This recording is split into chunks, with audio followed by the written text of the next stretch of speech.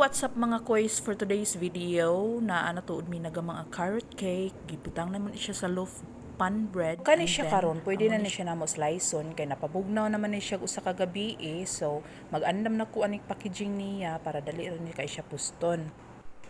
So kani di siya no, amo ni siya maghapon nga holiday mixed glazed fruit pero pwede na ni siya namo puston kay giandam naman sad nako ang pouch ani niya, ready na ni siya for packaging. So hulat na lang tag mahuman kog packing aning carrot cake kay gihulat naman po ni siya. So gi-slice na ni siya namo og binagsa sa usa ka loaf is 5 pieces man siya. So pwede na kay ni siya namo pakingon binagsa mga koys para i-distribute na dayon ni siya karon. So kani siya gipaspasan gini siya namo og packing. Kay lagi tuod gihulat man ni sa among driver so nagdali-dali jud mi aning packing kay aron mahuman dayon. Pero ang ending gibiyaan ra man pud di ay ni so unya pa ni niya kuhaon kay dali lagi sa AM snacks kay pang PM snacks man nino. So for sure balikan gini siya no sama sa pagbalik niya nimo.